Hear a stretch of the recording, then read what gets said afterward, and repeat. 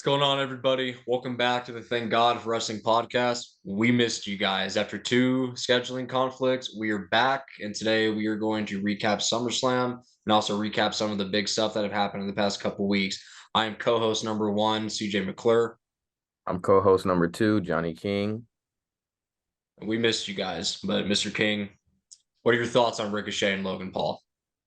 Bro, sneaky match of the night, I'm gonna say. It was very entertaining, very fun.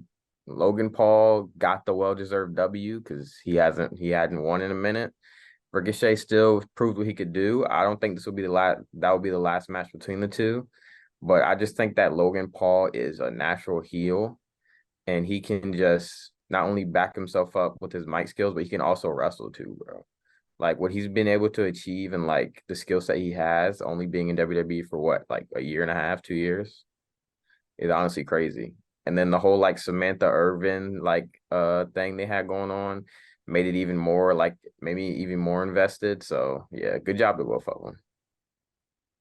I agree with all that. And one of my notes, though, just a bit of an observation I made was it wasn't a flippy match, but it was a physical match. Yeah. I was like, okay, that's fine. And yeah, everything that you just said, Logan continues to prove why he's good. Ricochet, we know how good Ricochet is in the ring. We've just talked about how he is on the mic. I like that Logan won because he hasn't won in a while. I also like how he won because he is a natural heel. And because he won dirty, I hope we see another match between them. Yeah. And I feel like this will help Ricochet become more respected, not only by like the fans, but by creative, putting him in that like position to help elevate the talent, but also not be buried by a loss, I think can show a lot. Right. I was gonna say too, just one of my bullet points is that Ricochet's got the moves, but he doesn't have the energy. That was an observation that I made. You know, Yeah, he gets the reaction from the crowd from the moves that he does, but he doesn't get a reaction from the crowd when he gives them a reaction. You know, yeah. like Cody can yell at the crowd and they all yell back and they're energetic. Ricochet doesn't have that yet. I think once he perfects his character, like mic skills, like his character through like promos, he'll he'll become much better. And like I think maybe a heel turn for Ricochet might be what's needed. Just because I do feel like he will be able to make us like naturally like not like him if he were to tap into that side, and it may just be what he needs to just be able to be taken more serious by the fans. If he did do that, I think he'd have to pull a Neville and he would have to kind of change his move set because heels typically don't do high flying moves that wow the crowd. Mm-hmm. And it might But be like if you take away all the crazy moves that he does, he'll be forced to like show what he actually has in the tank. that's true. But Yeah. yeah, typically heel turns is what do for people. So maybe that's what he needs. But overall, great match, great start to open the show. Yep. So we got Brock versus Cody, the rubber match. I do have some critiques about it. However, I think I called it best match of their feud, and I think they ended on a high note. Yeah. I was not going into this match with high expectations, especially since it wasn't a stipulation. But they shut everybody up saying, and they proved that they didn't need a stipulation. And although it was like the stereotypical like uh like superhero comeback by Cody, it was kind of what Cody needed to help him get through the next like get to the next step of his adversity and finishing the story. But as always, great performance by Brock, great selling by Brock, great storytelling from the both of them, and it was a great match, honestly. Yeah, I mean, what you just said, the superhero comeback, I wrote down they took the Rocky Four approach. Every time Cody got knocked down, he got back up, and he Yep. just kept fighting. Got knocked down, got back up, and he just kept going, kept moving forward, and he egged Brock on. Just a slight critique I have though is when Cody used the steps. I'm like, okay, so it was just no disqualification. Like, Yeah, everybody was talking about that, and I was like, yeah, like I don't know how that was like very AEW of them not to say anything.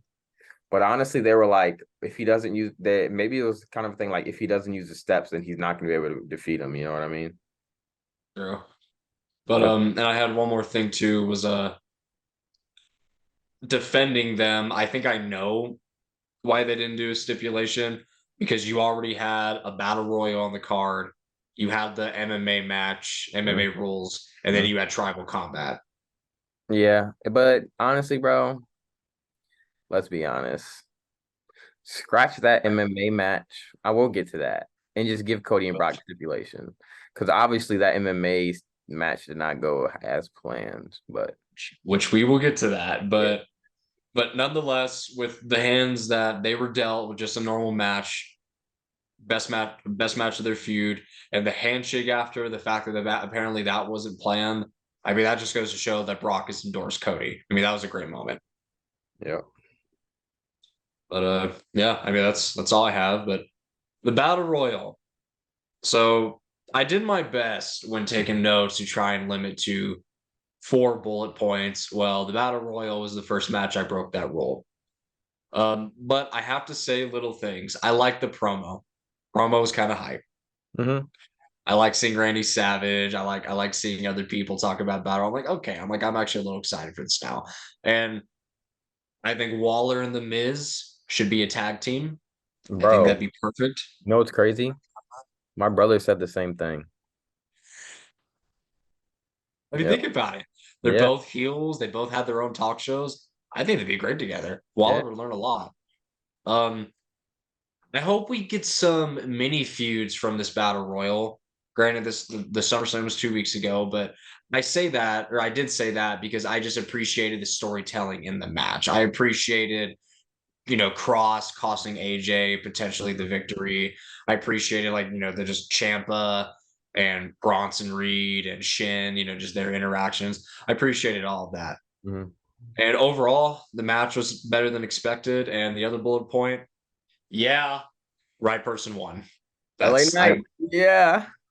I Bro, like even though this literally didn't mean anything, it still meant everything. Like they gave him the win, which they should have done. No one else should have won this.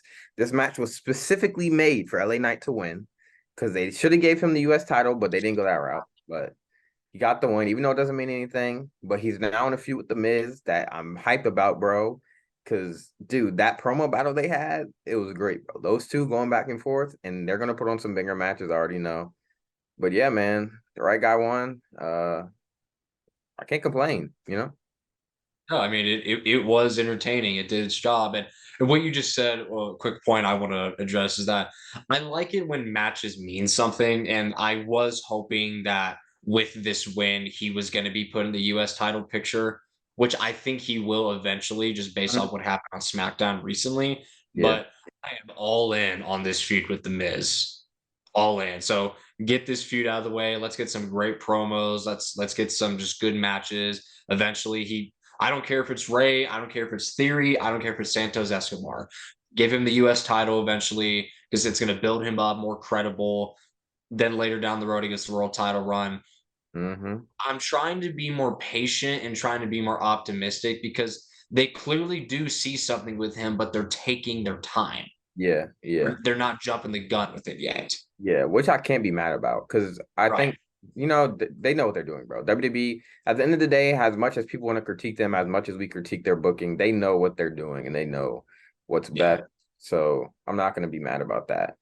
But what I will say, bro, people forget how good The Miz is. Like, they forget how good he is on the mic, bro. Like, they forget how good he is as like a overall persona. Like that made me seeing that promo battle made me more hyped to see The Miz like revitalize himself and show people that he still got it more than I was excited to see LA Knight like just get a shot at a big feud. Like I'm hyped for this, bro. I've said a lot in the past few episodes that Miz is in the giving back stage of his career. And I've said that because he's only won one match this year alone. But I mean, yes, put respect on Miz's name. He is a 2-time Grand Slam champion. He's always been great on the mic. What you just said, he's going to revitalize himself. Maybe just returned a bit of like 2017 Miz when he was burning everybody on the mic. I'm going to say this though. Just I like to see both sides, play both sides at times, play devil's advocate. Yes, Miz, you main evented WrestleMania. Well, guess what? So did Lawrence Taylor and Bam Bam Bigelow. So make Yeah, of that what you will. people do be forgetting he did main event WrestleMania. Like when I think about it, it doesn't even feel like he actually main evented it, but he did. So, Can't take it away from him, but but and this is a separate conversation, but that WrestleMania would have been remembered better and fondly if Taker and Triple H went on last instead of Cena and Miz, and I stand by that. I was like going really high and then coming down. Yes. Yeah. But anywho, I'm very excited for the feud. Right guy won the battle royal. Yep. Yep. Yep.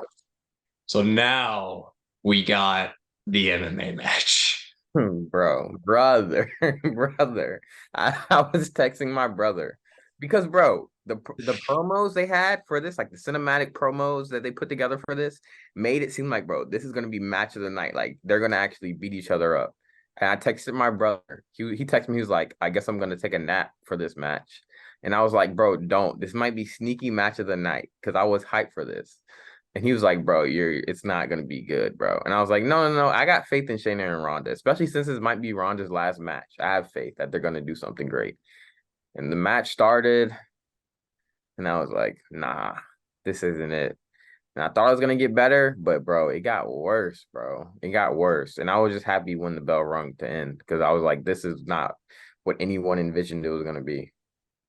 And when they announced it was MMA rules, I was like, this is either going to be really cool, it's going to be really stupid, and there's no in between. There's no in between, bro. And one of my bullet points on my notes is if it's MMA rules, then why didn't you just do a fight pit match? Exactly, exactly. Or at least take away the ropes. You know what I mean? Right. I don't know, bro. They had the perfect Yeah. chance to do Fight Pit and they didn't capitalize. The only way I can defend WWE for this is maybe they just couldn't, I don't know, figure out how to have it and then lower it in the Yeah, stadium. That's the only yeah, thing I can think of because there's probably more to that than we know. yeah, for sure. But I mean, I was a little excited for it initially because I like the face-offs. I love that in WWE. I love that in UFC when I watch occasionally. I like that, and I mean that kick was pretty real. I mean, it looked like it landed, but other than that, I mean, I was like, this was more WWE than it was MMA rules. Yeah, it just felt very awkward, bro. Like watching the match, I felt awkward. Like I felt secondhand awkwardness. like I like I was like, dang, like I knew that Shane, like you could tell that Shane and Ronda knew that it wasn't going as planned, like while watching it. Yeah, I mean, they obviously we kept advocating for a fight pit match, but they would have been better off just doing a normal match. Normal match, honestly, bro.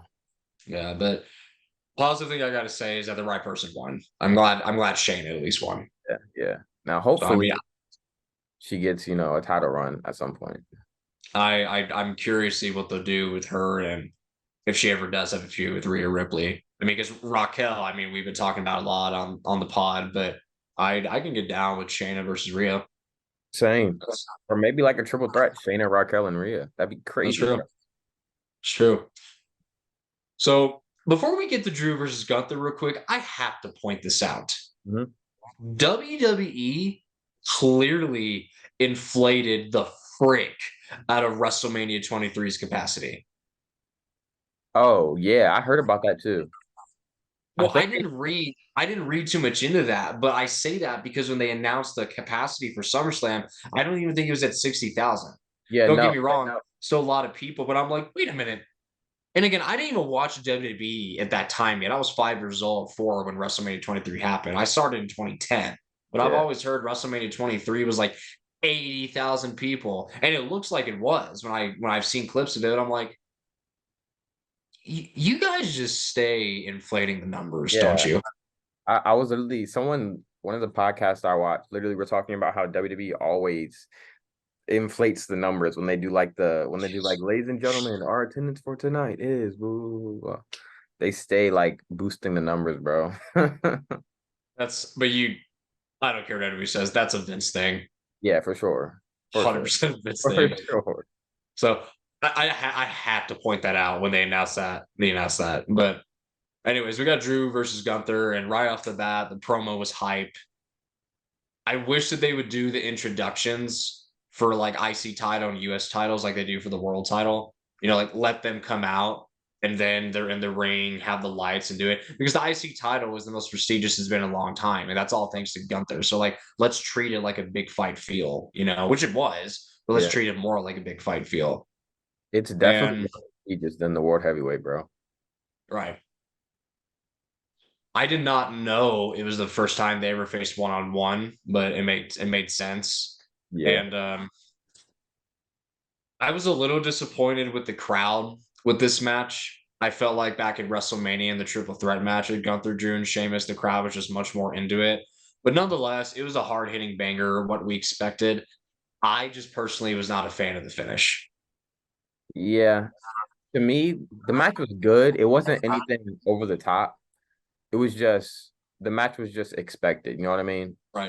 That's all it was. It was just it was an expected match.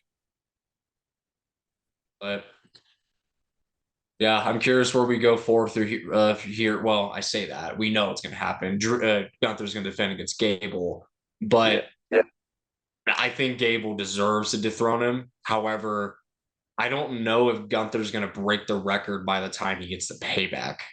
No, I think what they're gonna do is they're gonna have Gunther win the first one. He'll break the record, and then they'll give it to Gable whenever they want after that. They'll probably fast lane. Yeah. That's yeah. Then I can definitely get down with that. Then Gable can beat Gunther twice, and that can really establish Gable as the next IC champ. Mhm. Yeah, I know that. So we got Finn Balor versus Seth Rollins, and I failed to mention this before we go any further. Mr. King beat me in a prediction, so we tied 6-6 in match predictions, but you got the bonus prediction right with Io Sky's cash in. Mhm. So Johnny won SummerSlam, beat me 7-6. But Balor versus Seth Rollins. Promo wasn't bad. I feel like there were better promos on this night at SummerSlam. I love the long-term storytelling with the 7 mark that Finn had and Rollins's vest. And just I love the Seth throwing the vest at him, and then they brawl a little bit Bro, before when the you bell think about it, rings.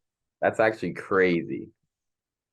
Like Seth is that's crazy mind games. Right. Like I'm wearing the same vest I wore when I broke your neck almost.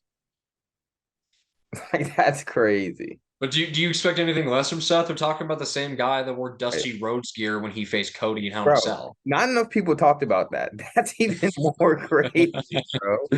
Like what? Just straight disrespectful. Like that's crazy. And for me, this is the match of the night. And I'll be honest, I really thought Finn was going to win. I really thought they were going to pull the trigger. And Bro, I you did. I again, match of the night, good match. It was. I honestly enjoyed this match the most out of them all, but I was shocked. I really thought when Seth kicked out of the coup de grace, I was like, and then when he curb stopped him on the briefcase, I was like, okay. So I'm calling it here.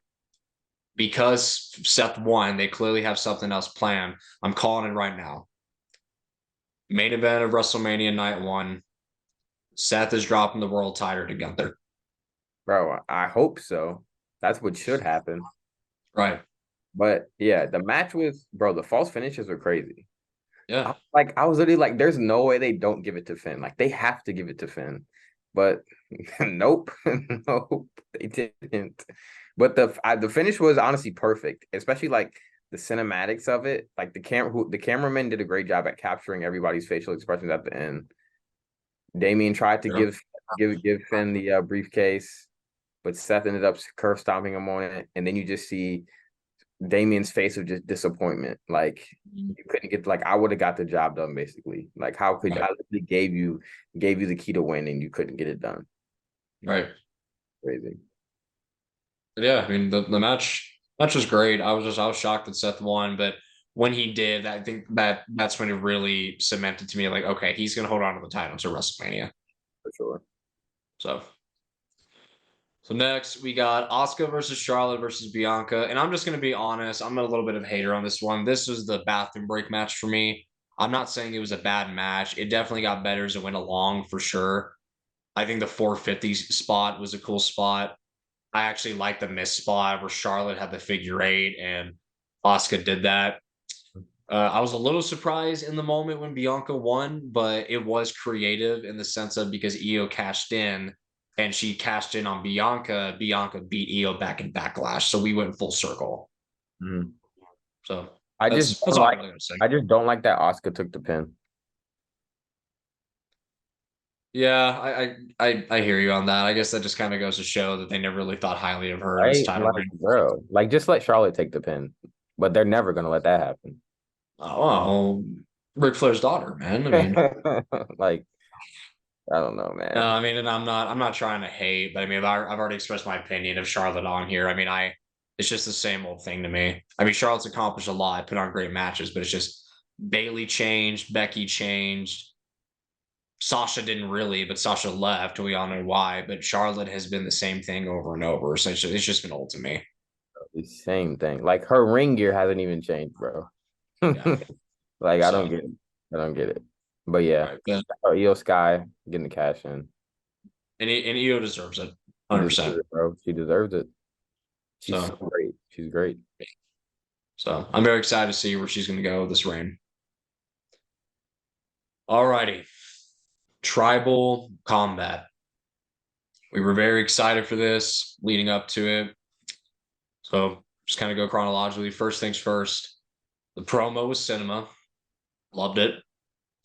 Loved the strap back from Hell in a Cell. Love the long term storytelling there. Interference, interference, interference. What like it's like this is getting old. All right, it's getting old. I'm tired. I'm getting tired of interference. I'm getting tired of the ref falling down. I'm getting tired of it, man. Like, well, CJ Roman's a heel. I understand that he's a heel. Well, so is Gunther. Roman can defend it clean once in a while, reminding us how dominant he is. So that just annoying to me. But with that being said, I love the storytelling and the tension between Solo and Roman. I love that. But interference is getting old. I wrote down why Jimmy why here, at the time, and we're gonna talk about that. One thing I gotta point out when they were fighting in the crowd, did you hear that fan go, "Do it for Jimmy J"? Ah, that's crazy. I didn't hear You that. didn't hear him? I heard him, and I mean I was dying when I heard that. He said it again too, because when Solo came and he goes, "Solo, why?" So that was pretty funny. But overall, I thought it was good. It was just too slow. Bro, I have one word for this match. Overrated, bro. Overrated. Not even overrated. Anticlimactic. Like this was probably the weakest out of all the big bloodline matches. But why do Like, you think it was weak? like they hyped it up saying it's tribal combat, anything goes, no interferences. But then we get the interferences, and it's just like, well, so none of the tribal combat rules matter anymore. Like, what are we doing? Like, and it would be different if it was a different type of interference, but it's the same old thing. A ref, like, when we always like we get the same exact ref bump every single bloodline main event. Like, does this not get old to creative? Like, can they not think of anything else? Right. And Uh, I don't know, bro. I guess let me rephrase myself. I didn't think it was bad. I didn't think it was a bad match. Yeah, it I wasn't just bad. I just thought it was slow. Like Johnny Gargano and Tommaso Ciampa, they put on a couple slow burners and they were good.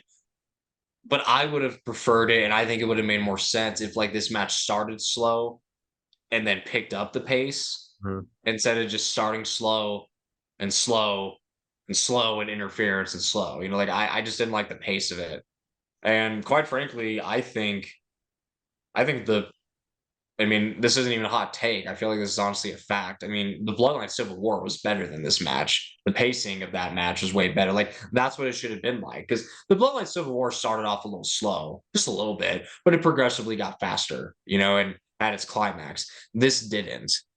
But it is what it is. I mean, it was entertaining enough, at least for me. But transitioning to Jimmy real quick, unless if you have any more thoughts. Nah, it is what it is, man. So I've seen people online talk about Jimmy being jealous should not be the reason. And then Jimmy said, I'm trying to protect you from him, so you want to become like him. And I see merit in what Jimmy was saying, but I call BS on it. That's not the reason. That's not the main reason. And for people to say it doesn't make any sense if that was Jimmy being jealous is the only reason he did that. Well, emotional decisions don't make sense. Mhm. Making a decision out of envy and jealousy and bitterness, that's what it is. It's Yeah, out of jealousy and bitterness. There's no logic behind it. I mean, we already got it teased, when it was revealed that Jimmy was the one that had a problem with Jay being the right hand man. It's going to be a rivalry between brothers. So I mean, yeah. that's my argument for that. I mean, why Jimmy did that. Um, I think they're clearly going to hold it off to WrestleMania or at least one of their matches between Jay and Jimmy. Bro, but it's like, how are you gonna stretch this that long? Like, And how? I agree with you, but I'm willing to be patient. Yeah, me too. But it's just like I don't know, like. And then Paul Heyman said we're only in the bottom of the third. Like, huh? Like, bro, I thought we were about to end the game. Like, Right. what else is there to do? Like, are we gonna bring in more family members? Like, I don't know. I was a little disappointed we didn't get to see any of the elders, but then kind of thinking realistically, I'm like, well, they're old. Yeah, but Rikishi did like leak something though. Did you see that? I saw he posted right before the match. Yeah, I think he like revealed that he's gonna be involved in some capacity. Oh, I'm calling it right now. I mean, and this really isn't much of a prediction because they already said this in an interview. When Jay and Jimmy have their one-on-one match, whenever, or if it's at WrestleMania 2, like if they have more than one match, Rikishi's going to be there. Like Jay said in an interview that he wanted Rikishi to be the special guest referee. Bro, what if Jimmy and Jay main event night one, and then Rock and Roman main event night two? Okay, that'd be pretty crazy, but you'd have to add a title Yeah, to oh, Jay or Jimmy. yeah. It would have to be the Rock and Roman match probably. Oh, facts. But and thinking about Jay and Jimmy and Mania, don't you think it's kind of crazy that, and it's most likely going to happen. They're going to push that to Mania. How 30 years before we also had a brother versus brother with Bret Hart and Owen Hart, Oh yeah, that's crazy. and Owen won that match. People often forget that, So maybe Jimmy will beat Jay. but Jimmy's the older brother. Oh, you're right. I was thinking because like Brett was more famous or more important, I guess, Right. than Stone was. He actually was a world champion. Yeah. I mean, but But neither Jay or Jimmy is a world champion, so true. yeah. But let's see, we'll pull up the points here. Yeah, so Jay leaving WWE, I've seen people talk about how he's going to AEW. No, he's Oh, not. bro, it's a work, bro. It's just It is 100%. something to keep our minds turning until they want to pick the story back up. That's all, bro. However, just talking about hypotheticals, we talked about dream matches the last episode. If they did decide to slightly open the forbidden door and just have Jay just do his thing a little bit and AEW, that would be pretty cool. I think it would be pretty cool from a storyline perspective. Jay did go to another company and then maybe came back and cost Jimmy a match and then we're even. Is Mhm. that going to happen? No, it's not, but it would be cool. Yeah. Bro, I wish that the Elite would have signed with WWE. Because imagine like the Usos versus the Young Bucks, bro. Super kick party. That'd be crazy, dog. That's a But dream match for sure. yeah, but if the Elite left AEW, AEW would literally hide. They'd be done, bro. Like for sure. There would be no way for them to continue. Yeah. I mean, I once saw Tony Khan was asked if he would want to work with WWE's talent. He said, "Absolutely. I wish they would come over here." I'm like, dude, you only wish they would come over to help your ratings. Literally, bro. You really Tony Khan really doesn't know what he's doing. Bro, it's literally like scary reminiscent of WCW. Like, I don't know. I just don't know how long they're gonna last. It's scary, dude. Which I mean, I'm loyal to the E. Don't get me wrong, but but competition is good. Oh, sorry, I got a text. Competition is good, but I don't know. We'll see what happens. I'm happy for them with Wembley, though. Going for all in there. I think for the most part, it'll be a good show for them. Somebody said it right though. Tony Khan is a matchmaker, not a booker. He's not a storyteller. Right, He can just put two people that look good on paper to have a good wrestling match. right, Yeah. 100%. So next we got Rollins versus Shinsuke. You called it, man. Shin turn heel, get in a feud with Seth. I'm here for it. Me too, bro. The little ounce of like hope in me is like maybe they give Shin the title just for a little bit. Rollins can get it back, but just give Shin the title run he deserved, bro. Like he literally won the Royal Rumble and he didn't even win the title at Mania. Like, well, like just put some respect on his name. Yeah, it'd be cool. Maybe Shin wins and Seth gets it back, but I doubt it. I doubt it'll happen. But I'm glad at least Shin has something to do, that's really, I guess for lack of a better word, meaningful, respectable. When we get heel Shin and not that Seth's really a heel, but we saw with him in the feud with Finn, like, just getting a little more of an attitude and aggressive. I'm just curious now what he whispered in his ear. I hope that's eventually revealed. Same. Maybe it was literally just nothing. People were talking about it was like Five Guys has better burgers than somebody else. So it was just like bunch of crazy stuff, bro. I forgot. I don't remember what it was verbatim, but I saw something like he said something about Becky, and that's why Seth had that reaction. That would be crazy. Yeah. But yeah, and not many matches are announced for Payback. Obviously, this is probably going to be the main event, but Yeah. Like, we don't really have much with the feud right now, other than just the Kinshasa and just the segment. yeah. Yeah. Literally. That's it. But still, I'm here for it. I'm excited. Same. So we know that's probably going to be a match. The Gunther Chad Gable is probably going to be a match. And like, what is it? Cody and Finn, maybe? Yeah, but they just had their match on Raw, That's so what I'm it'd be a saying. little, Like, what are they be a like, little repetitive. what are they gonna do with Cody now? Like he's just kind of there, bro. I think maybe he's just gonna feud with the Judgment Day for a little bit, like Kevin and Sammy and Seth have been. But like, bro, Raw has just been the same thing for the past like 2 months, bro. Just Judgment Day feuding with KO, Cody, or Seth and Sammy. It's just like how many combinations of 6-man tags can we get, bro? like, like I don't know. But you say that, and you're right, but you watch, You're crowds right. have been entertained. I watch, so I can't say anything, bro. Well, I don't even mean that. Like when we watch it, the crowds are entertained. Yeah, I guess. But it's like at home, I no, I'm not. It just feels too formulaic at this point. It almost feels like a bit of a throwback to the Attitude Era. Yeah, how they used to like put the champions and stuff and like do the big tag matches at the end. Yeah, because it Just was you know what I mean, guys. Like, right? yeah, Which is also just like with the feuds, like just constantly feuding with the same faction, and Triple H loves him some factions. That's what I've noticed about him being in charge, which I love the factions. I'm here for it, but I don't know. I'm doing my best to stay optimistic now. Like ever since LA Knight won the Battle Royal, I'm like, okay, we have to be patient. Have to be patient. Like we have our opinions. We can fantasy book to the live long day, but we don't work there. So we got to be patient. what I will say though, I do like the JD McDonough stuff. I just don't know if they'll have him like join officially or not. I don't I'm know. just curious if he does. Would he turn on Finn or Yeah, or will him and Finn like make a new stable or something? I don't know. right? So yeah, that's at least spicing up a little bit. I'm curious. I'm curious to see where that would go.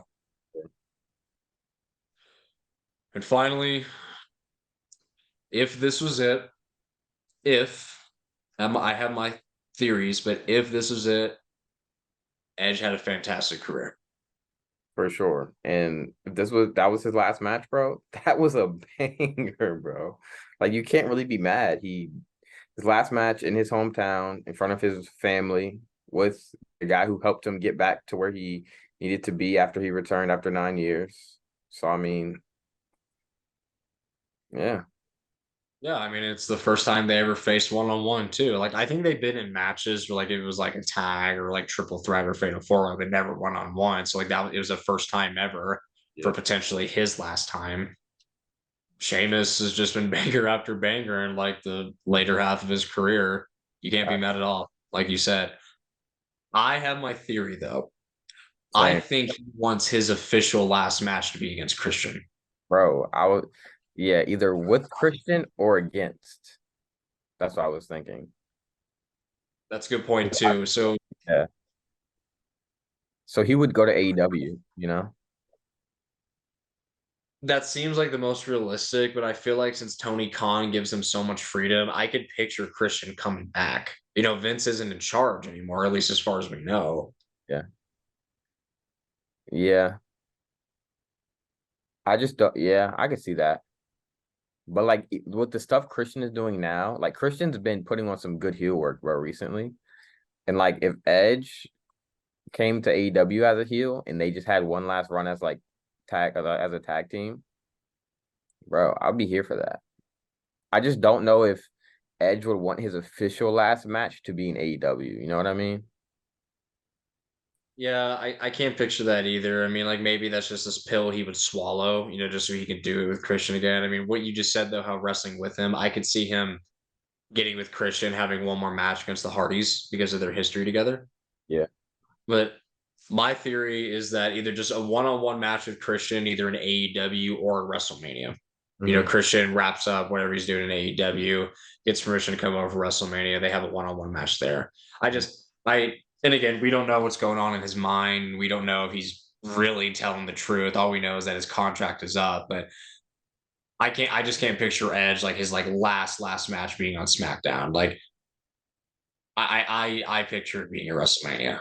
And that's what I was gonna say too. I don't it doesn't feel right if this was his last match. Like he would have to have his last match at WrestleMania to solidify his career like fully.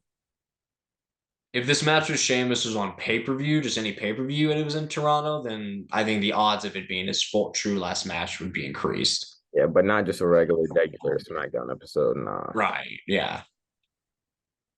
Yeah. So we'll see. We say it a lot on this podcast, but we'll see. Yeah. But I mean, like maybe they don't have anything for Cody to do. If Edge wanted to stay around, they could have Edge be the heel, like the rated R superstar, and go against Cody, which could help him. But I don't know. Like we'll see. Yeah. Yeah. I like to see that personally, but I don't know if it'll happen.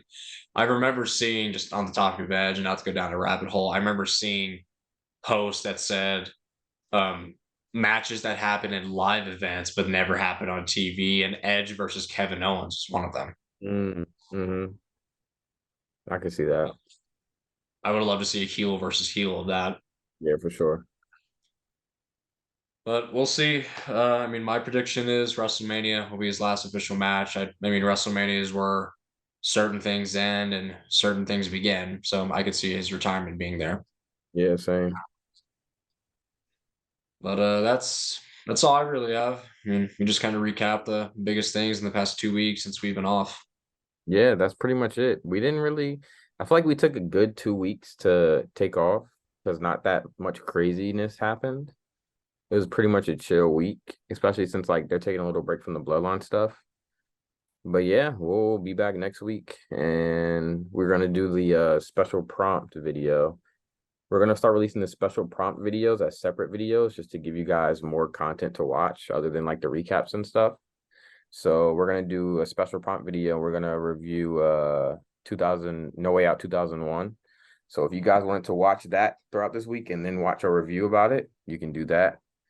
But if you just wanted to watch the review too and then go back and watch it later, you can always do that. But yeah, we'll be reviewing that pay-per-view. And yeah, we're just gonna keep pushing out content for you guys. We took a little bit of a break just because we both had stuff going on. So scheduling conflicts, it's life, man. You know, you can't get past that. But we're happy to be back and we're happy to be better. So yeah. Yeah, like Johnny said, life happens sometimes, and we're gonna communicate with each other to schedule and produce content. And if we can't, we will let you guys know on social media. And just a bit of an update on No Way Out 2001. So these are going to be our retro pay-per-view recaps. This is an idea that I personally had, and I've heard No Way Out 2001 is a very, very solid pay-per-view. So I thought, what better way to start off than with a pay-per-view that's held in high regard. And I also didn't want to do like WrestleMania, like do something cliche. I wanted to do something a little more lesser known of a pay-per-view. But we will do this in months where there are no pay-per-views. So give you guys maybe a bit of a bonus pay-per-view to watch. We're gonna do this one soon though, just to introduce the idea. But for the future going forward, we're gonna do it in months where there are no pay-per-views because WWE occasionally does give us a break. And yes, for from here on out, Special Prompts will be videos on their own, and we'll still be doing our weekly recaps. But that's all we got. We miss you guys. Thank you guys for being patient and watching us. Like, share, and subscribe on YouTube. Follow us on Instagram and X and TikTok. Follow our personals. I'm CJ McClure. Thank God for wrestling. Yep, I'm Johnny King. Thank God for wrestling, man. We'll see y'all in the next one.